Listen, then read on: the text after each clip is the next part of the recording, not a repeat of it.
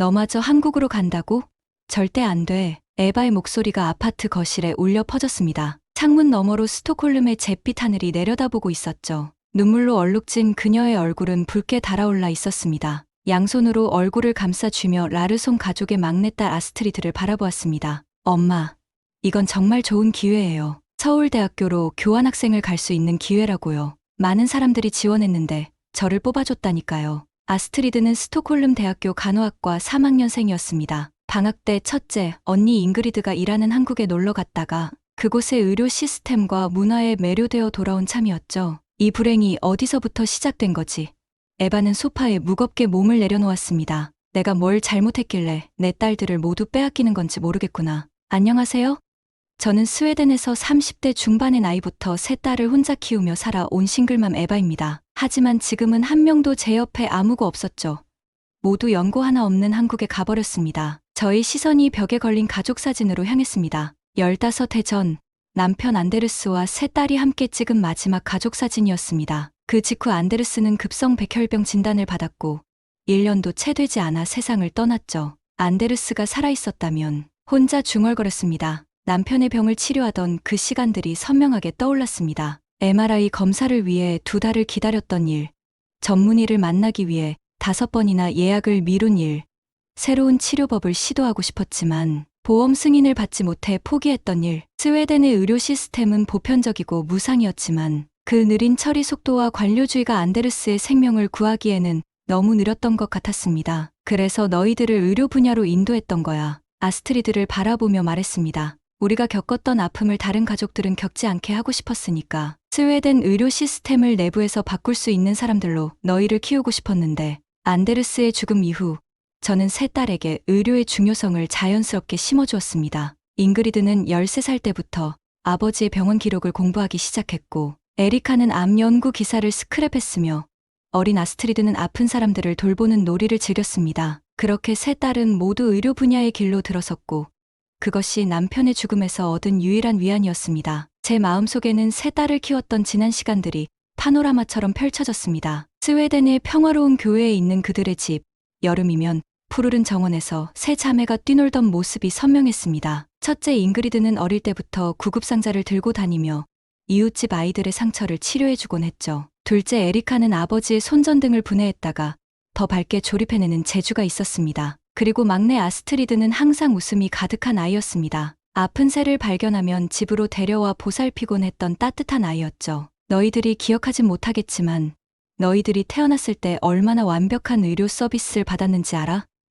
출산 전후로 16번의 무료 건강검진, 출산 후 1년간의 유급 육아휴직, 아이들을 위한 무상 의료 서비스까지. 이런 나라가 세상에 또 있을까? 저는 스웨덴의 복지 시스템에 깊은 감사와 자부심을 느꼈습니다. 공립학교 교사로서 모든 아이들이 평등하게 교육받는 시스템의 일부였고 그 가치를 세 딸에게도 심어주려 노력했습니다. 하지만 안데르스의 투병 과정에서 복지 시스템의 한계도 뼈저리게 경험했습니다. 잉그리드가 의대에 들어갔을 때 등록금 걱정 없이 공부할 수 있었잖니. 에리카의 연구실도 국가에서 지원하고 내 간호학과 실습도 전부 무료로 제공되고 있잖아. 우리나라보다 나은 곳이 어디 있겠어? 안데르스 없이 혼자서 세 딸을 키우는 것은 쉽지 않았지만 스웨덴의 든든한 사회 안전망 덕분에 경제적 어려움 없이 아이들을 키울 수 있었습니다. 우리나라처럼 시민을 보살피는 나라는 없습니다. 어느 날 아스트리드는 조용히 엄마 옆에 앉았습니다. 손에는 서울대학교 교환학생 프로그램 합격 통지서를 들고 있었죠. 엄마, 지난 방학 때 언니를 만나러 서울에 갔을 때 제가 얼마나 놀랐는지 아세요? 잉그리드 언니가 일하는 병원은 정말 믿을 수 없을 정도로 현대적이었어요. 환자들이 검사 결과를 기다리는 시간이 너무 짧았고 의료진들의 열정은 정말 대단했습니다. 저도 그곳에서 배우고 싶어요. 저희 얼굴에는 복잡한 감정이 스쳐 지나갔습니다. 자부심과 상실감이 뒤섞인 표정이었죠. 도대체 한국이 뭐길래 지도에서 손가락으로 찾기도 힘든 그 작은 나라가 뭐가 그리 대단하다고 내 딸들을 하나둘씩 데려가는 거지? 혼자 창가에 서서 눈 내리는 스톡홀름 거리를 바라보았습니다. 스웨덴의 겨울은 길고 어두웠지만 그 속에서도 따뜻함이 있었죠. 창밖으로 보이는 거리의 가로등들, 그리고 그 불빛 아래 안전하게 걸어가는 사람들. 이것이 제가 사랑하는 스웨덴의 모습이었습니다. 첫째가 한국으로 떠난다고 했을 때 내가 더 강하게 말렸어야 했어. 마음속에는 3년 전의 기억이 선명하게 떠올랐습니다. 잉그리드가 처음 한국 이야기를 꺼냈던 그날 저녁, 가족들은 식탁에 둘러앉아 있었습니다. 특별히 케이크까지 준비했죠. 잉그리드가 카롤린스카 병원에서 정규직 제안을 받았다고 생각했으니까요. 서울의 아산병원에서 펠로우십을 제안받았어요. 1년 계약이에요. 잉그리드의 말에 식탁은 순간 조용해졌습니다. 저는 포크를 내려놓았고 에리카와 아스트리드는 놀란 표정으로 언니를 바라보았죠. 그냥 농담이겠지. 웃으며 물었습니다. 우리 잉그리드가 세계 최고의 병원 중 하나인 카롤린스카를 두고 어디로 간다고? 한국이 어디 있는지도 잘 모르잖니. 하지만 잉그리드의 표정은 진지했습니다. 그녀는 태블릿을 꺼내 아산병원 사진들과 제안서를 보여주었습니다. 저는 그제서야 딸이 농담을 하는 게 아니라는 걸 깨달았죠. 정말 가려고? 스웨덴에서 내가 받는 혜택을 생각해봐. 의료보험, 연금, 육아 지원 시스템, 그런 것들이 한국에도 있을 것 같니? 제 목소리가 높아졌습니다. 잉그리드는 차분하게 대답했습니다. 엄마, 이건 단지 1년이에요. 새로운 의료 기술과 시스템을 배울 수 있는 기회예요. 한국은 의료 기술이 정말 발전했대요. 환자가 하루 만에 검사부터 진단, 치료 계획까지 모두 받을 수 있는 시스템이라니까요. 저는 머리를 흔들었습니다. 말도 안 돼. 그런 효율성이 어떻게 가능하겠니? 우리 시스템이 느릴 수는 있어도 그건 모든 사람에게 공평한 의료 서비스를 제공하기 위한 거란다. 그날 밤, 잉그리드와 오랜 시간 이야기를 나눴습니다. 스웨덴의 안정성과 복지 혜택에 대해, 그리고 낯선 나라에서의 위험성에 대해 설명했죠. 하지만 잉그리드의 결심은 확고했습니다. 잉그리드, 내가 떠난다면 정말 후회할 거야. 우리나라가 완벽하지는 않지만 적어도 여기서는 환자가 치료비 걱정 없이 진료받을 수 있어. 그게 의사로서 내가 추구해야 할 가치 아니니 하며 마지막으로 설득을 시도했습니다. 엄마, 여기는 환자들이 진료받기 위해 몇 개월씩 기다려요. 그 사이 상태가 악화되는 환자들도 많고요. 한국은 효율성과 품질 모두를 추구한대요. 내가 그곳에서 배워서 돌아오면 스웨덴 의료 시스템에도 도움이 될 수 있을 거예요. 결국 잉그리드는 떠났습니다. 저는 공항에서 딸을 떠나보내며 이게 정말 1년짜리 경험일 뿐이라고 스스로를 위로했습니다. 하지만 현실은 달랐죠. 처음에는 1년만 있겠다더니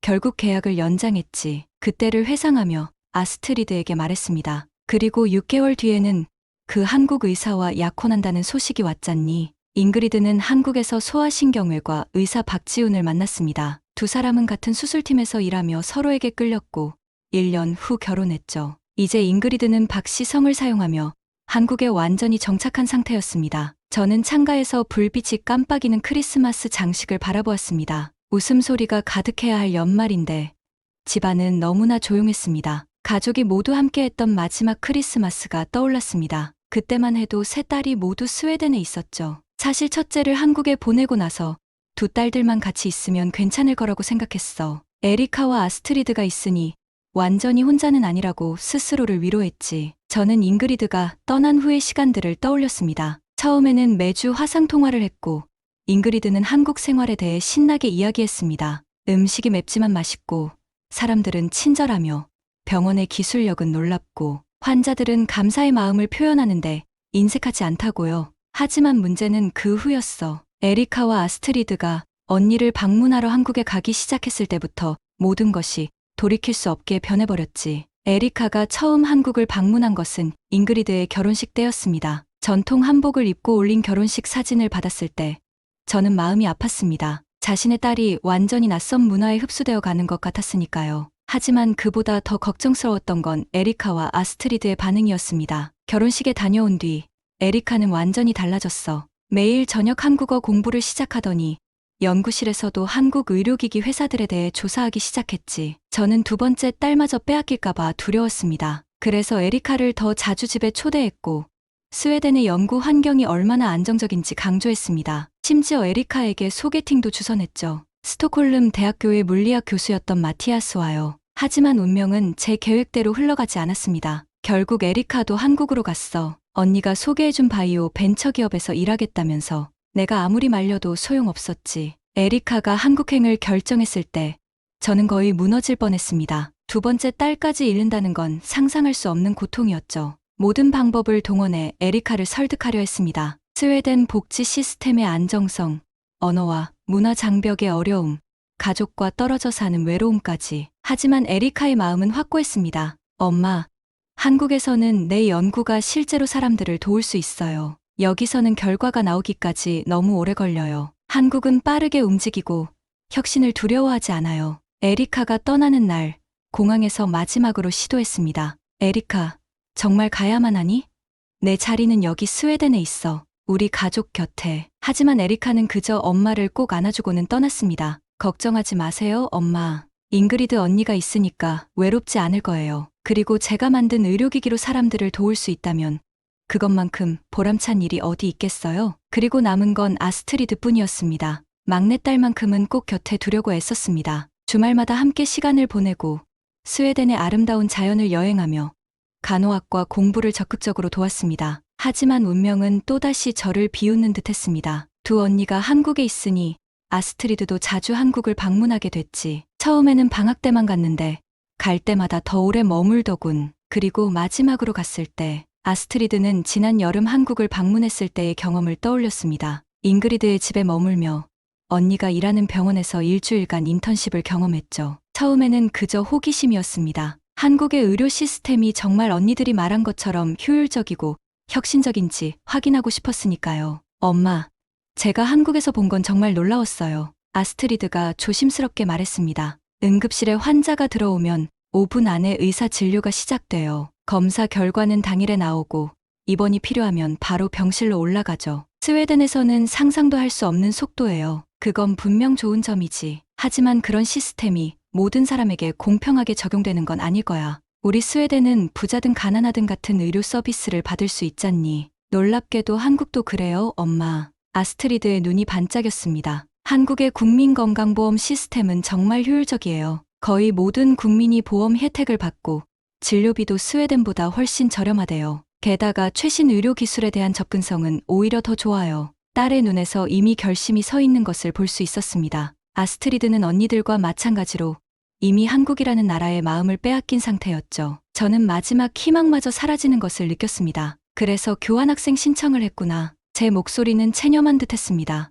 내 딸들 모두를 한국에 빼앗기게 되는 건가? 아스트리드는 엄마 옆으로 다가와 어깨를 감쌌습니다. 엄마, 저는 그냥 배우러 가는 거예요. 반년 후면 돌아올 거고요. 하지만 솔직히 말하자면 한국에서 본 것들이 저를 바꿔놓았어요. 그곳에서 간호사들이 얼마나 존중받는지, 얼마나 전문적인 지식을 갖추고 있는지 보면 정말 놀라워요. 제 눈에서 눈물이 흘러내렸습니다. 오랫동안 믿어왔던 진실이 무너지는 것을 느꼈습니다. 스웨덴이 최고라는 복지국가의 모델이라는 자부심이 흔들리고 있었죠. 세상이 이렇게 빨리 변할 줄 몰랐어. 내가 믿어왔던 모든 것들이. 창밖으로는 눈이 여전히 내리고 있었고 제 마음속에는 복잡한 감정들이 소용돌이쳤습니다. 딸들에 대한 그리움, 자부심의 상실, 그리고 끝없는 의문. 한국이라는 나라는 도대체 무엇이길래 제 딸들을 모두 빼앗아 갔을까요? 아스트리드의 교환학생 합격 통지서는 테이블 위에 그대로 놓여 있었습니다. 그것을 다시 한번 집어들었습니다. 서울대학교 의과대학 교환학생 프로그램이라는 글자가 선명했습니다. 합격을 축하한다는 내용과 함께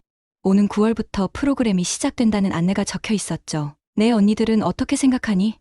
내가 한국에 가겠다고 했을 때 아스트리드는 미소를 지었습니다. 기뻐했어요. 물론이죠. 특히 잉그리드 언니는 자기 집 근처에 원룸도 알아봐 줬대요. 서울대학교와 언니 병원이 그렇게 멀지 않거든요. 저는 깊은 한숨을 내쉬었습니다. 첫째 딸 잉그리드가 한국에 정착한 지 3년이 흘렀고 이제는 완전히 그곳 생활에 적응한 듯했습니다. 심지어 한국말도 유창하게 구사하게 되었죠. 지난번 영상통화에서 한국인 남편과 한국어로 대화하는 딸의 모습을 보고 놀란 적이 있었습니다. 잉그리드는 어떻게 지내니? 정말 행복해 보이니?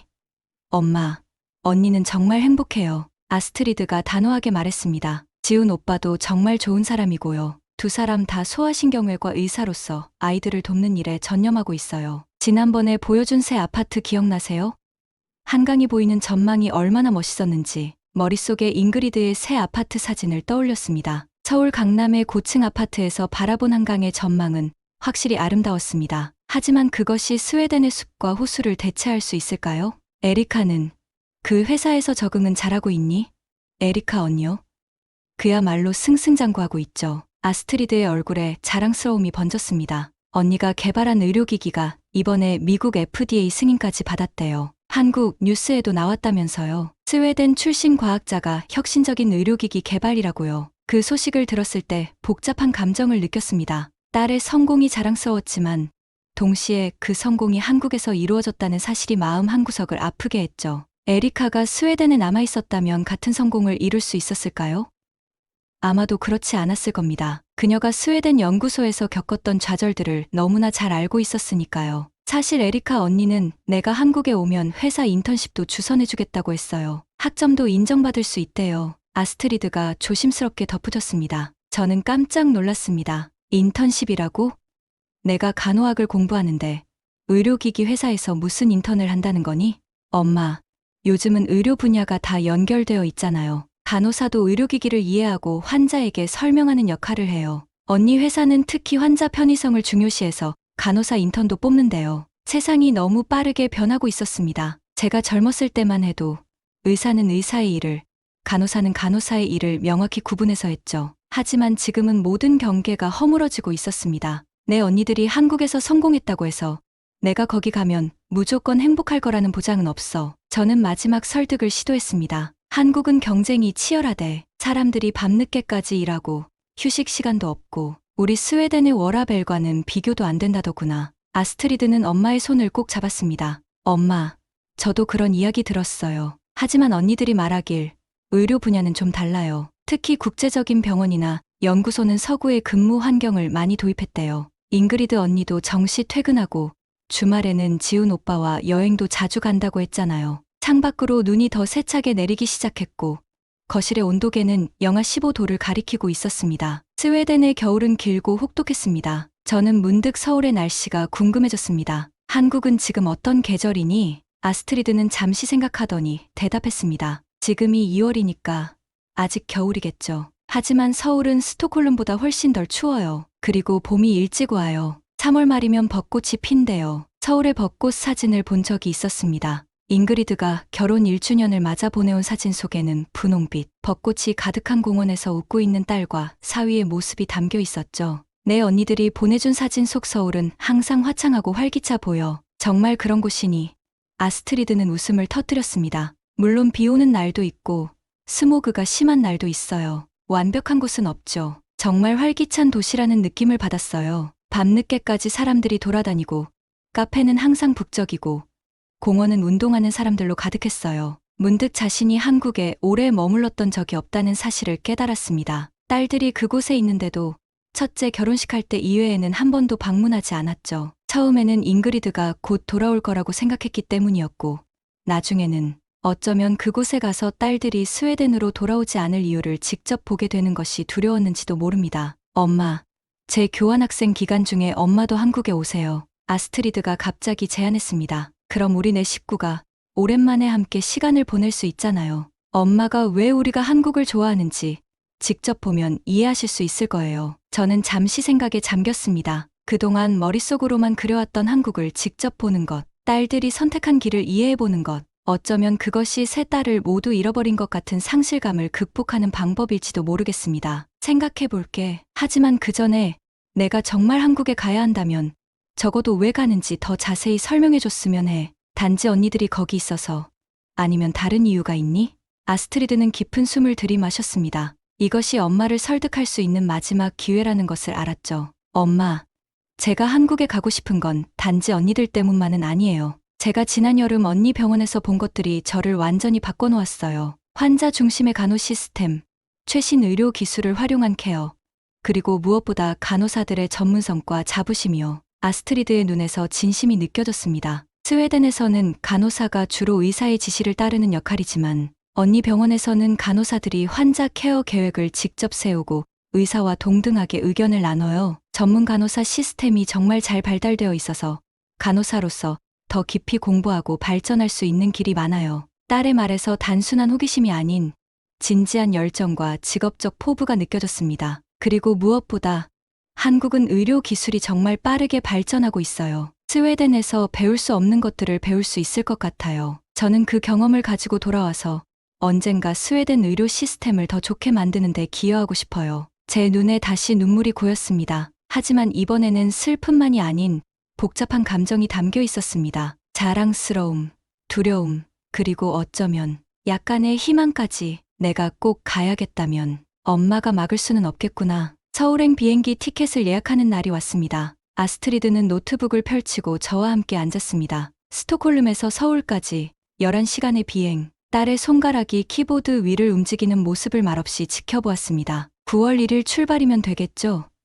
오리엔테이션이 3일부터 시작하거든요. 아스트리드가 물었습니다. 제 마음속에는 여전히 복잡한 감정이 소용돌이쳤지만 이제는 어느 정도 체념한 상태였습니다. 지난 며칠간 많은 생각을 했습니다. 딸들이 선택한 길을 인정해야만 그들과의 관계가 더 깊어질 수 있다는 것을 깨달았죠. 왕복 티켓으로 해야 할까? 아니면 편도만?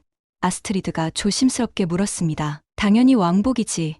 넌 교환학생으로 가는 거잖아. 반년 후면 돌아올 거고. 아스트리드는 살짝 미소를 지었습니다. 물론이죠, 엄마. 하지만 요즘은 편도로 사고 나중에 돌아오는 표를 따로 구매하는 게 더 저렴할 때도 있어서요. 저는 안도의 한숨을 내쉬었습니다. 한순간 아스트리드마저 영영 돌아오지 않을지도 모른다는 두려움이 스쳐 지나갔었죠. 언니들이 공항으로 마중 나온대요. 아스트리드가 밝게 말했습니다. 잉그리드 언니는 제가 도착하는 날 병원 휴가를 냈대요. 에리카 언니도 회사에 반차를 내기로 했고요. 그 말을 듣자 문득 세 딸이 함께 있는 모습이 그려졌습니다. 한국이라는 낯선 나라에서 라르손 자매들이 모여 웃고 있는 모습. 그 장면은 아름다웠지만 동시에 자신은 그 장면에 없다는 사실이 마음을 아프게 했습니다. 엄마, 이거 봐요. 아스트리드가 태블릿을 건넸습니다. 화면에는 서울대학교 의과대학 홈페이지가 열려 있었습니다. 여기가 제가 공부하게 될 곳이에요. 매년 전 세계에서 50명 정도만 뽑는 프로그램인데 제가 뽑혔다는 게 아직도 믿기지 않아요. 태블릿을 받아들고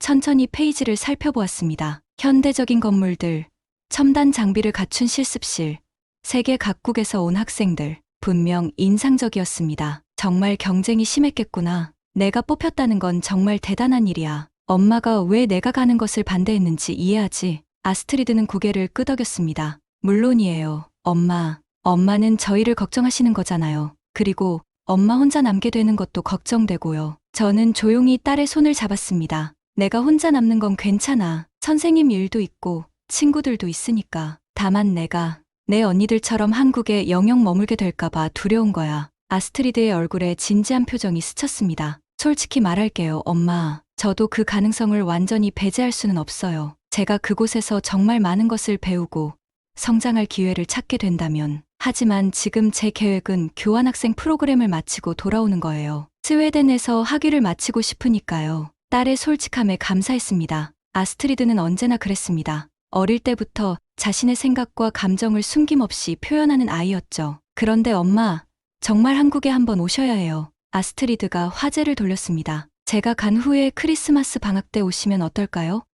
그때쯤이면 저도 어느 정도 적응했을 테고 엄마께 서울을 구경시켜 드릴 수 있을 거예요. 저는 잠시 생각에 잠겼습니다. 한국을 방문한다는 생각은 그동안 저에게 거부감을 주었습니다. 마치 그곳에 가는 것이 딸들을 그곳에 보낸 결정을 인정하는 것처럼 느껴졌으니까요. 하지만 이제는 다른 시각으로 볼 수 있었습니다. 딸들이 선택한 삶을 이해하고 그들의 행복을 직접 확인하는 기회가 될 수도 있겠죠. 생각해볼게. 크리스마스에 한국에서 보내는 것도 나쁘지 않을지도 모르겠구나. 아스트리드의 얼굴이 환하게 밝아졌습니다. 정말요?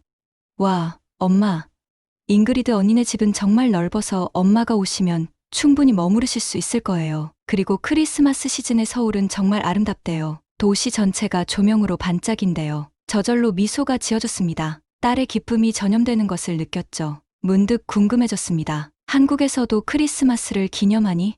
불교 국가 아니었어? 한국은 종교적으로 다양해요. 엄마, 크리스천도 많고 특히 젊은 세대들은 크리스마스를 큰 휴일로 여긴대요. 거리마다 트리가 세워지고 캐롤이 흘러나오고 물론 스웨덴의 전통적인 율축제와는 다르겠지만요. 한국에서의 크리스마스를 상상해보았습니다. 낯설겠지만 어쩌면 새로운 경험이 될 수도 있겠죠. 새 딸과 함께라면 어디서든 특별한 시간이 될 테니까요. 그리고 엄마, 한국에서는 겨울에도 할 수 있는 활동이 정말 많아요. 아스트리드가 계속해서 말했습니다. 서울 근교에 스키장도 있고 온천도 있고 겨울 축제도 많이 열린대요. 작년에 잉그리드 언니와 지훈 오빠가 보내준 사진 기억나세요? 얼음 조각 축제 갔던 거요. 저는 기억했습니다. 두꺼운 패딩을 입고 거대한 얼음 조각 앞에서 웃고 있는 잉그리드와 지훈의 모습, 그리고 그들 옆에서 장갑 낀 손으로 하트를 만들고 있는 에리카까지 3명 모두 행복해 보였죠. 그러고 보니 에리카는 지금 어떻게 지내니? 요즘 연락은 좀 하고 지내. 에리카 언니요? 정말 바쁘게 지내고 있어요. 회사에서 새 프로젝트를 맡았대요. 의료용 로봇에 관한 거라고 하던데 자세한 건 비밀이래요. 하지만 언니가 정말 신나 보였어요. 그리고 아스트리드가 잠시 망설이다가 말을 이었습니다. 한국 사람 남자친구가 생겼대요. 정말. 에리카가? 언제부터? 몇 달 됐나 봐요. 같은 회사 연구원이래요. 공학 박사인데 스웨덴에서 박사 과정을 마치고 한국으로 돌아온 사람이라고 하더라고요. 그래서 서로 많이 통한대요. 이 소식을 어떻게 받아들여야 할지 몰랐습니다. 에리카마저 한국에 완전히 정착하게 될까요? 2딸 다 한국인과 결혼하게 된다면 그들이 스웨덴으로 돌아올 가능성은 더욱 희박해질 테죠. 에리카가 사진 보내줬어요. 보여드릴까요?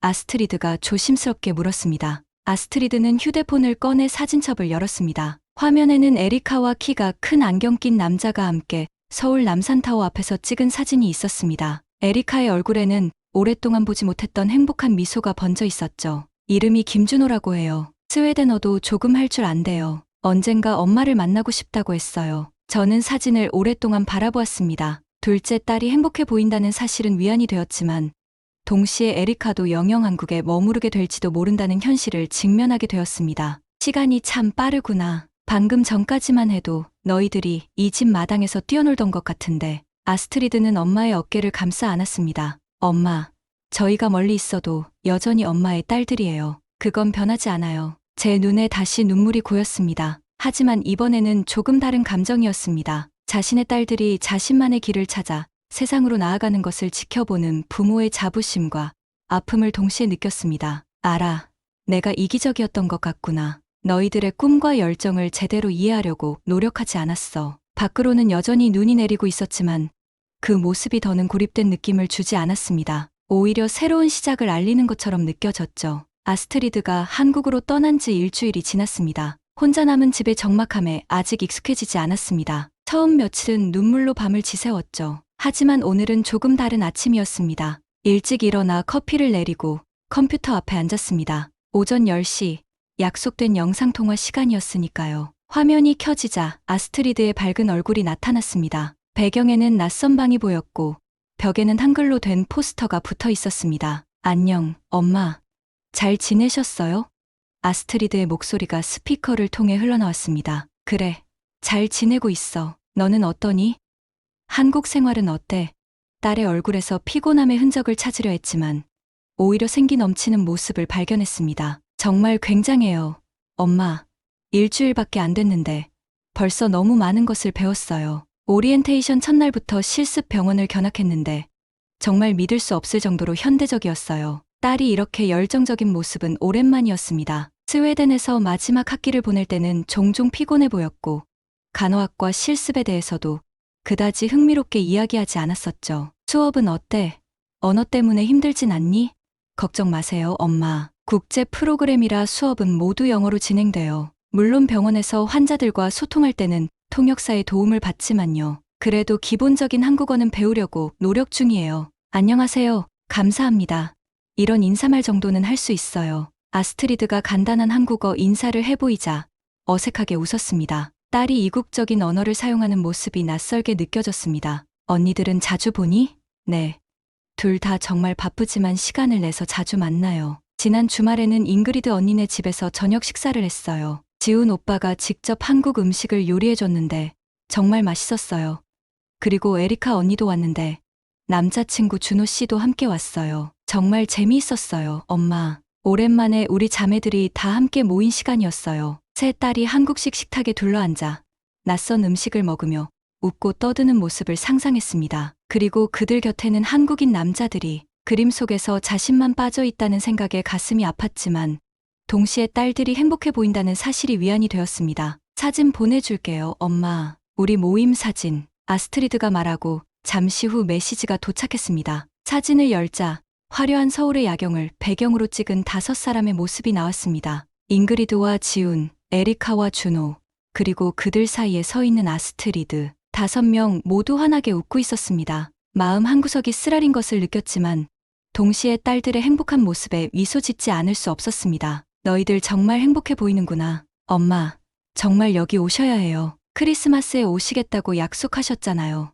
아스트리드가 재촉했습니다. 저는 잠시 망설였습니다. 아직 비행기 표를 예약하지 않았습니다. 한편으로는 가고 싶었지만 다른 한편으로는 두려웠습니다. 한국에 가서 딸들이 얼마나 새로운 삶에 적응했는지 보게 된다면 그들이 영원히 돌아오지 않을 것이라는 사실을 받아들여야 할지도 모르니까요. 아직 생각 중이야. 화면 속 아스트리드의 얼굴에 실망감이 스쳤습니다. 하지만 곧 밝은 표정으로 돌아왔죠. 알겠어요, 엄마. 하지만 정말 오셨으면 좋겠어요. 한국은 엄마가 생각하는 것보다 훨씬 아름답고 따뜻한 곳이에요. 통화가 끝나고 한동안 빈 화면을 바라보았습니다. 마음속에는 딸들에 대한 그리움과 함께 스웨덴을 떠난 그들의 선택에 대한 의문이 여전히 남아 있었습니다. 무엇이 그들을 한국으로 이끌었을까요? 스웨덴의 무엇이 그들을 만족시키지 못했을까요? 창가로 걸어가 눈 덮인 스톡홀름 거리를 내려다보았습니다. 침착하고 질서정연한 도시, 모든 것이 제자리에 있고 예측 가능한 곳, 제가 평생 사랑해온 나라였습니다. 하지만 어쩌면 젊은 세대에게는 너무 느리고 너무 조용한 곳인지도 모르겠습니다. 그날 저녁, 평소와 다른 결정을 내렸습니다. 저는 학교 동료인 마르가렛에게 전화를 걸었습니다. 마르가렛은 5년 전 일본에 있는 아들을 방문한 적이 있었죠. 마르가렛, 혹시 아시아 여행에 대해 조언을 해줄 수 있을까? 에바, 너도 결국 가기로 결심했구나. 마르가렛이 기쁘게 외쳤습니다. 잘 생각했어. 내가 일본에 안 갔으면 아들의 새 삶을 절대 이해하지 못했을 거야. 직접 보니까 왜 그가 그곳을 선택했는지 이해할 수 있었지. 저는 깊은 숨을 내쉬었습니다. 솔직히 좀 두려워. 내 딸들이 모두 한국에 정착할까봐. 그곳에 가서 그들이 얼마나 행복한지 직접 보면 내가 더 이상 그들에게 스웨덴으로 돌아오라고 할 수 없을 것 같아. 마르가렛의 목소리가 부드러워졌습니다. 에바, 그게 부모의 사랑 아닐까? 우리 아이들이 행복하길 바라는 마음. 설령 그것이 우리의 곁을 떠난다는 의미일지라도. 제 눈에서 뜨거운 눈물이 흘러내렸습니다. 마르가렛의 말이 제 마음 깊숙한 곳을 건드렸습니다. 그리고 너무 비관적으로만 생각하지 마. 마르가렛이 계속해서 말했습니다. 요즘은 세계가 좁아졌잖아. 내 딸들이 한국에 살더라도 너도 그들을 자주 방문할 수 있고 그들도 스웨덴에 올 수 있어. 중요한 건 서로의 삶을 이해하고 존중하는 거지. 통화를 마치고 조용히 생각에 잠겼습니다. 마르가렛의 말이 맞았습니다. 저는 너무 자기중심적으로 생각했는지도 몰라요. 딸들의 선택을 이해하려고 노력하는 대신 자신의 외로움과 상실감에만 집중했던 것은 아닐까요? 다음 날 아침, 저는 결심했습니다. 컴퓨터 앞에 앉아 서울행 비행기 표를 예약했습니다. 12월 20일 출발, 1월 5일 귀국. 크리스마스와 새해를 딸들과 함께 한국에서 보내기로 한 것입니다. 예약을 마친 후 아스트리드에게 메시지를 보냈습니다. 비행기 표를 예약했단다. 크리스마스에 너희들을 만나러 갈게. 거의 즉시 아스트리드의 답장이 왔습니다. 정말요. 엄마 대단해요. 우리 모두 정말 기뻐할 거예요. 벌써부터 엄마를 어디로 모시고 갈지 계획하고 있어요. 서울의 크리스마스는 정말 특별할 거예요. 엄마, 딸의 기쁨에 미소를 지었습니다. 그리고 자신의 마음속에서도 오랜만에 설렘이 피어오르는 것을 느꼈습니다. 이제 서울행을 단순히 딸들을 보러 가는 여행이 아닌 새로운 세계를 발견하는 여정으로 생각하기 시작했습니다. 어쩌면 내가 너무 고집스러웠던 걸지도 모르지. 세상은 변하고 있고 내 딸들은 그 변화의 일부가 되고 싶어 하는 거야. 내가 그걸 이해하려고 노력해야겠구나. 창밖으로는 여전히 눈이 내리고 있었지만 제 마음속에는 어느새 봄이 찾아오고 있었습니다. 인천국제공항에 도착한 제 심장은 빠르게 뛰고 있었습니다. 12시간의 비행 끝에 마침내 한국 땅을 밟은 것입니다. 출구를 향해 걸어가는 내내 제 마음은 긴장과 기대로 가득했습니다. 세 딸을 모두 한 번에 만나게 된다는 생각, 그리고 그들이 선택한 새로운 삶의 터전을 직접 볼 수 있다는 사실이 실감나지 않았습니다. 출구를 나서자마자 저는 그들을 발견했습니다. 잉그리드, 에리카, 아스트리드가 커다란 손글씨로 환영합니다.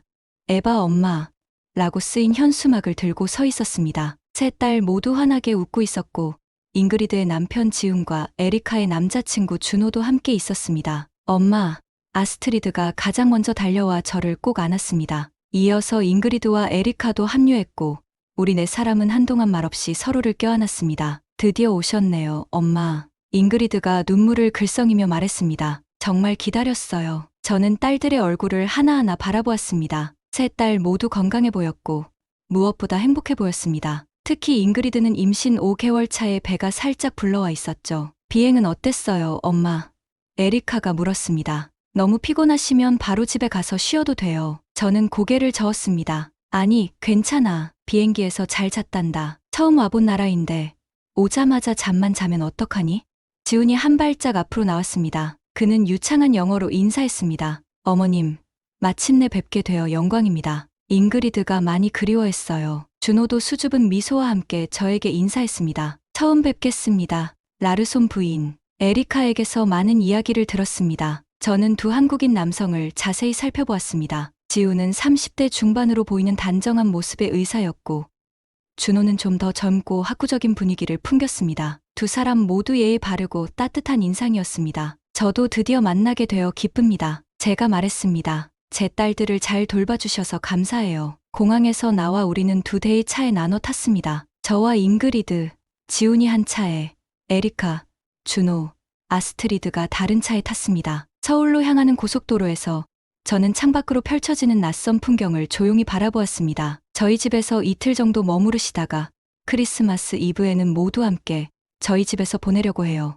잉그리드가 말했습니다. 지훈이 특별한 한국식 크리스마스 식사를 준비할 거예요. 그리고 25일에는 서울 시내 관광을 할 계획이에요. 저는 고개를 끄덕였습니다. 너희가 준비한 대로 하자꾸나. 엄마는 너희를 보러 왔으니까 함께 시간을 보낼 수 있다면 그걸로 충분해. 차가 서울 시내로 들어서자 저는 창밖으로 보이는 고층 빌딩들과 번화한 거리에 놀랐습니다. 서울은 제가 상상했던 것보다 훨씬 현대적이고 활기찬 도시였습니다. 크리스마스 시즌을 맞아 거리 곳곳에는 화려한 조명과 장식들이 걸려 있었고 쇼핑몰과 건물들은 축제 분위기로 꾸며져 있었습니다. 여기가 강남이에요, 엄마. 지훈이 영어로 설명했습니다. 서울에서 가장 현대적인 지역 중 하나죠. 저희 집도 이 근처에 있어요. 잉그리드와 지훈의 아파트는 한강이 내려다 보이는 고층 건물 15층에 있었습니다. 현대적인 인테리어와 넓은 거실, 그리고 통유리창으로 보이는 아름다운 전망이 인상적이었습니다. 정말 멋진 집이구나. 제가 감탄했습니다. 이런 전망이 있다면 매일 아침이 기대될 것 같아. 잉그리드가 미소를 지었습니다. 엄마가 좋아하실 줄 알았어요. 엄마 방은 이쪽이에요. 저를 위한 방은 아늑하게 꾸며져 있었습니다. 침대 옆 테이블에는 스웨덴 국기가 작게 꽂혀 있었고 벽에는 스톡홀름의 풍경 사진이 걸려 있었습니다. 작은 디테일이었지만 저는 딸이 자신을 위해 세심하게 준비한 것에 감동했습니다. 침대에 잠시 앉아 있으니 문득 안데르스가 떠올랐습니다. 여보, 우리 딸들이 이렇게 멋진 곳에서 살고 있네요. 당신이 살아계셨다면 얼마나 자랑스러워하셨을까. 제 마음속으로 남편에게 속삭였습니다. 저녁 식사는 지훈이 준비한 한국 음식으로 차려졌습니다. 불고기, 갈비찜, 각종 반찬들이 테이블 위에 가득했고 에리카와 준호, 아스트리드도 함께했습니다. 엄마, 이건 김치예요. 한국의 대표적인 발효 음식이죠. 아스트리드가 빨간 배추를 가리키며 설명했습니다. 처음에는 매울 수 있지만 금방 중독될 거예요. 저는 조심스럽게 김치를 맛보았습니다. 처음에는 매운맛에 놀랐지만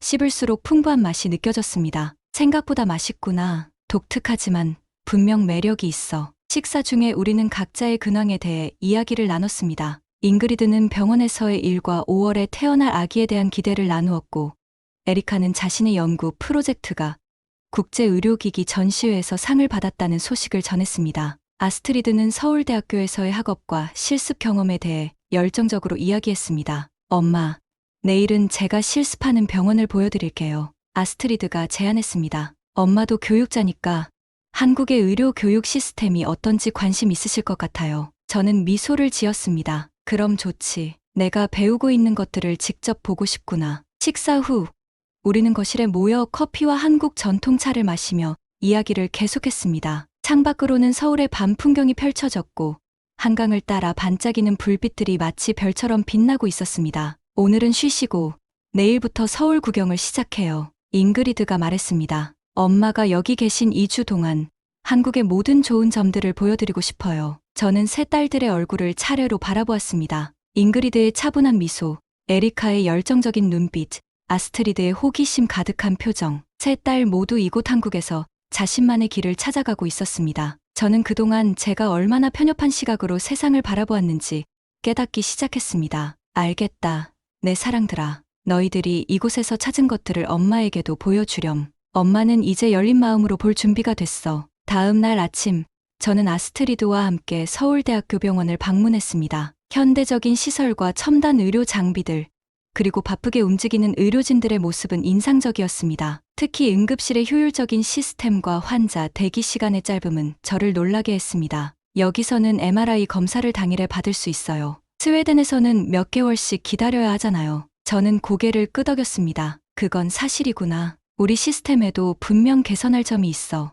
제 머릿속에는 안데르스의 기억이 스쳐 지나갔습니다. 그가 MRI 검사를 받기 위해 2달을 기다리는 동안 병은 더 깊어졌고, 결국 그 시간이 그의 생명을 앗아갔다고 해도 과언이 아니었습니다. 이곳에서 그가 치료를 받았다면 결과는 달라졌을까요? 오후에는 잉그리드가 일하는 소아병원을 방문했습니다. 그곳에서 저는 딸이 한국인 동료들과 영어와 한국어를 섞어가며 자연스럽게 소통하는 모습을 보았습니다. 잉그리드는 병원에서 존경받는 의사였고, 환자들의 부모들은 그녀에게 깊은 신뢰를 보였습니다. 엄마, 여기에 계신 동안 병원의 자원봉사 프로그램에 참여해보는 건 어떠세요?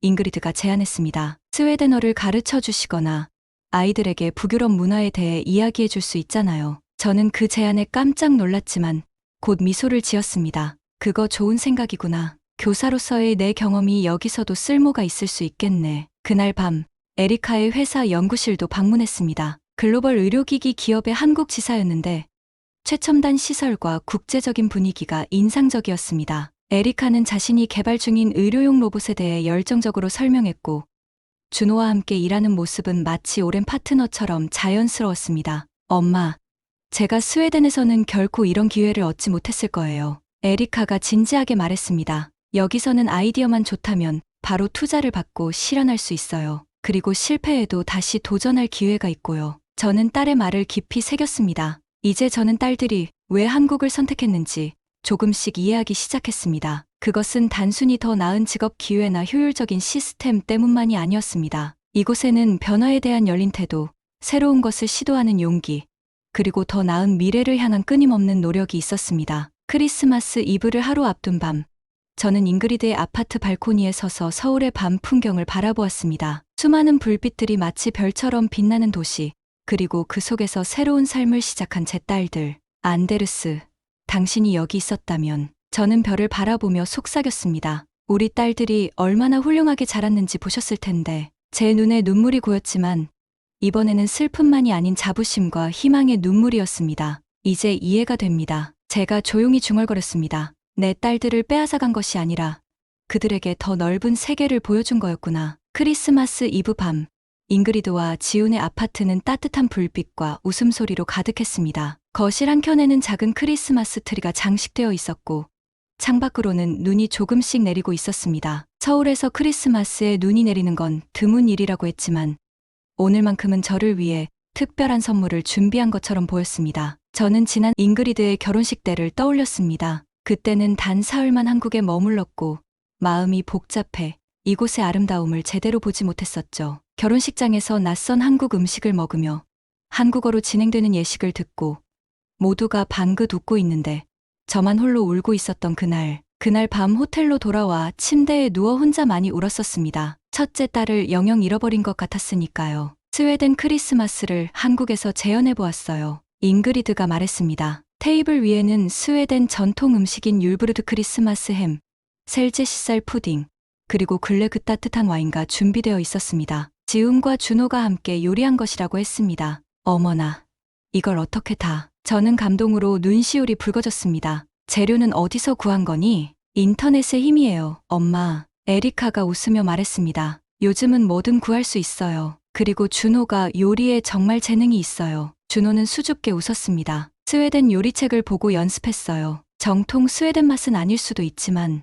아니야, 정말 훌륭해. 제가 셀제시를 맛보며 말했습니다. 내가 만드는 것보다 더 맛있구나. 저는 지훈과 준호를 유심히 바라보았습니다. 결혼식 때 첫 만남에서 지훈은 너무 바빠 몇 마디 나누지 못했고 그저 예의 바른 청년이라는 인상만 받았었죠. 하지만 지금 보니 그는 단순히 예의 바른 것을 넘어 깊은 배려심과 따뜻함을 가진 사람이었습니다. 지훈, 정말 고마워요. 이렇게 스웨덴 크리스마스를 준비하다니. 제가 감사의 말을 전했습니다. 지훈은 미소를 지었습니다. 어머님이 즐거우시다면 그걸로 충분합니다. 사실 잉그리드가 스웨덴의 추억을 많이 그리워해서 저희 집에서는 가끔 스웨덴 음식을 해먹곤 해요. 잉그리드가 가르쳐준 대로요. 정말요?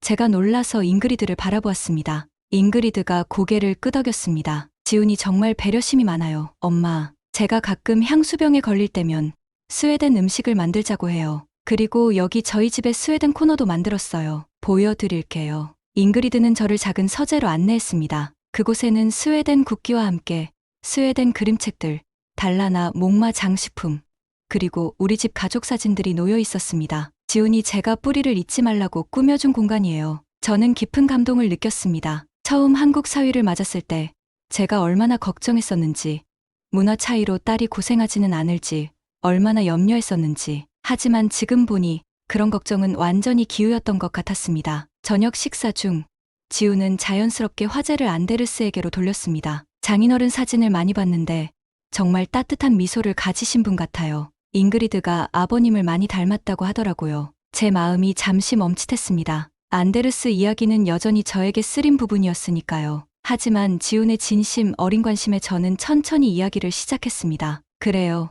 잉그리드는 정말 아버지를 많이 닮았어요. 특히 환자를 대하는 태도가요. 안데르스는 건축가였지만 항상 사람들의 필요를 먼저 생각했거든요. 집을 설계할 때도 그 안에 살 사람들의 행복을 가장 중요하게 여겼죠. 지훈이 고개를 끄덕였습니다. 그래서 잉그리드도 항상 환자의 입장에서 먼저 생각하는군요. 병원에서도 그렇게 유명해요. 특히 아이들이 무서워하지 않게 검사하는 방법은 정말 특별하거든요. 대화가 이어지는 동안 저는 지훈과 준호가 보여주는 섬세한 배려심에 계속 감동받았습니다. 두 사람은 저와 대화할 때 천천히 명확하게 영어로 말했고 한국 문화를 설명할 때도 결코 우월감을 내비치지 않았습니다. 오히려 스웨덴의 복지 시스템과 교육에 대해 진지하게 질문하며 배우려는 자세를 보였죠. 식사 후 우리는 거실에 모여 선물을 교환했습니다. 저는 딸들을 위해 스웨덴에서 가져온 특별한 선물들을 준비했습니다. 잉그리드에게는 할머니의 은팔찌를, 에리카에게는 아버지의 오래된 과학책을,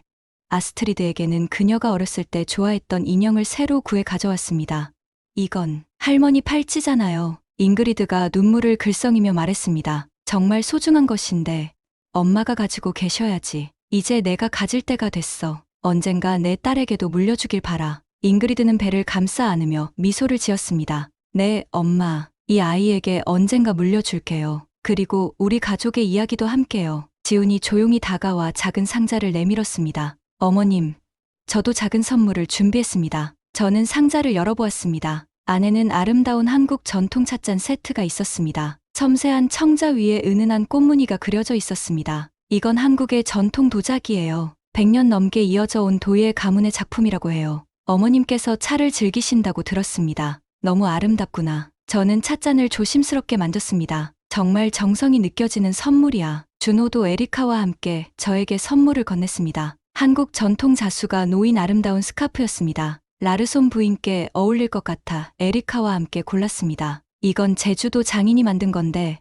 한국의 봄을 수놓았다고 해요. 저는 그들의 세심한 선물 선택에 다시 한번 감동했습니다. 딸의 한국인 남자친구와 사위는 제가 상상했던 것보다 훨씬 더 깊은 이해심과 배려심을 가진 사람들이었습니다. 딸들도 저를 위한 선물을 준비했습니다. 세 딸이 함께 고른 것이라며 아스트리드가 작은 상자를 내밀었습니다. 제가 상자를 열자 안에는 아름다운 실버 목걸이가 있었습니다. 펜던트에는 3개의 작은 별이 새겨져 있었습니다. 이건 우리 세 자매를 상징해요. 에리카가 설명했습니다. 엄마가 어디에 있든 우리는 항상 엄마의 마음속에 있을 거예요. 저는 목걸이를 가슴에 꼭 안았습니다. 정말 아름답구나. 평생 간직할게. 그날 밤 저는 오랜만에 따뜻한 가족의 시간을 보냈습니다. 지우는 제가 피곤해 보이자 은은한 한국 전통차를 내오며 피로를 풀어주기도 했고 준호는 한국의 명절 풍습을 재미있게 설명해 주었습니다. 두 사람 모두 제 딸들을 소중히 여기는 마음이 분명히 느껴졌습니다. 크리스마스 아침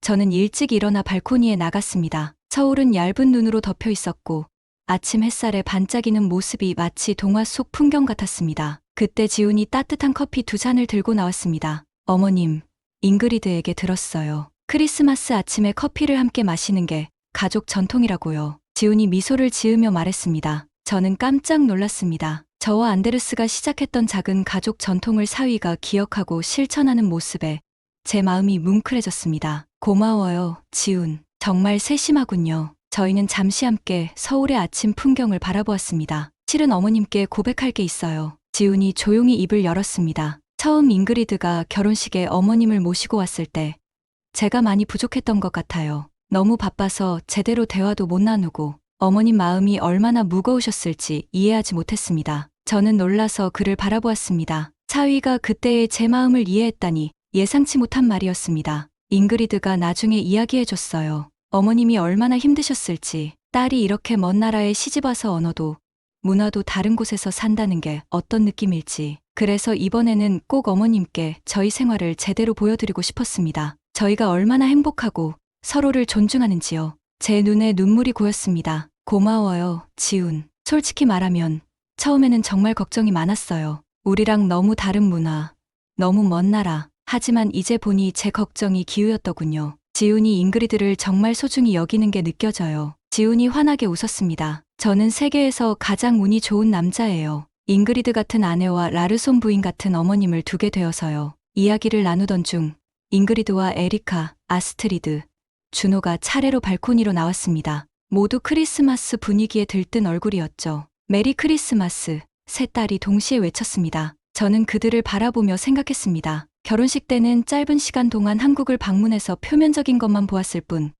딸들이 왜 이곳을 선택했는지 제대로 이해하지 못했었죠. 하지만 이번 방문을 통해 저는 한국의 진면목을 보게 되었습니다. 효율적인 시스템뿐만 아니라 사람들의 따뜻한 정, 가족에 대한 깊은 존중, 그리고 전통과 현대가 어우러진 조화로운 모습까지. 특히 지훈과 준호 같은 한국 남성들의 매력을 이해하게 되었습니다. 그들은 표면적으로는 차분하고 예의 바르지만 그 속에는 깊은 배려심과 책임감, 그리고 가족에 대한 헌신이 있었습니다. 안데르스가 가지고 있던 것과 같은 가치들이죠. 크리스마스 당일, 우리는 서울의 남산타워를 방문했습니다. 정상에서 바라본 서울의 전경은 숨이 멎을 듯 아름다웠습니다. 잉그리드가 결혼식 때 잠깐 보여주었던 것과는 비교할 수 없이 넓고 웅장한 풍경이었습니다. 엄마, 2해 전에는 시간이 없어서 제대로 보여드리지 못했어요. 이번에는 서울의 진짜 모습을 보여드리고 싶었어요. 잉그리드가 말했습니다. 지훈이 망원경을 가리켰습니다. 어머님, 저기 보이는 큰 건물이 저희가 일하는 병원이에요. 그리고 저 푸른 강이 한강이고요. 에리카도 다른 방향을 가리켰습니다. 저쪽에 제 연구소가 있어요. 그리고 아스트리드가 공부하는 서울대학교는 저 산 너머에 있죠. 저는 눈을 가늘게 뜨고 딸들이 가리키는 방향을 바라보았습니다. 수많은 건물들과 도로들, 그리고 그 속에서 새 삶을 시작한 새 딸. 저는 문득 깨달았습니다. 이것이 현대의 가족의 모습인지도 모른다고. 물리적으로는 떨어져 있어도 마음으로는 항상 연결되어 있는. 저녁, 우리는 한강변을 따라 걸었습니다. 추웠지만 5사람은 모두 따뜻한 옷을 입고 천천히 강변을 산책했습니다. 크리스마스 조명이 강물에 반사되어 마치 별이 물 위에 떠 있는 것 같았습니다. 지훈이 조용히 제 옆으로 다가왔습니다. 어머님, 한 가지 말씀드리고 싶은 게 있어요. 저희가 모두 얘기해봤는데 어머님이 은퇴하시면 한국에서 몇 개월씩 지내시는 건 어떨까요? 계절마다 번갈아가며 스웨덴과 한국을 오가는 거예요. 저는 놀라서 걸음을 멈췄습니다. 정말 그게 가능할까? 물론이죠.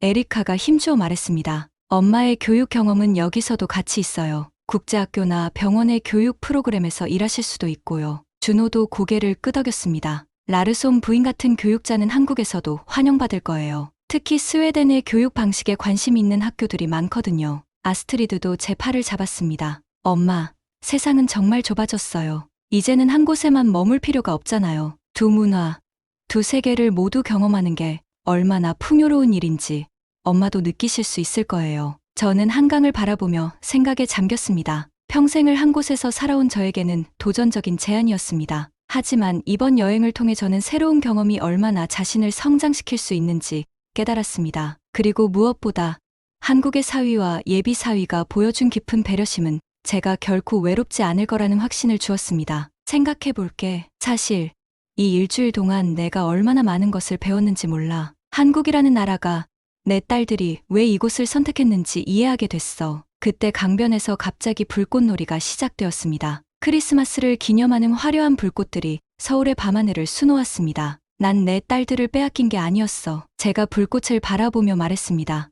오히려 새로운 가족과 새로운 세계를 선물 받은 거였지. 잉그리드, 에리카, 아스트리드는 제 양옆에 서서 제 팔을 꼭 잡았습니다. 지움과 준호는 그 뒤에서 따뜻한 미소로 우리를 바라보고 있었습니다. 엄마, 우리는 어디에 있든 엄마의 딸들이에요. 잉그리드가 말했습니다. 그리고 엄마가 우리에게 가르쳐 주신 가치들은 우리가 어디에 있든 항상 함께해요. 에리카가 덧붙였습니다. 우리는 세상을 더 나은 곳으로 만들기 위해 여기 있는 거예요.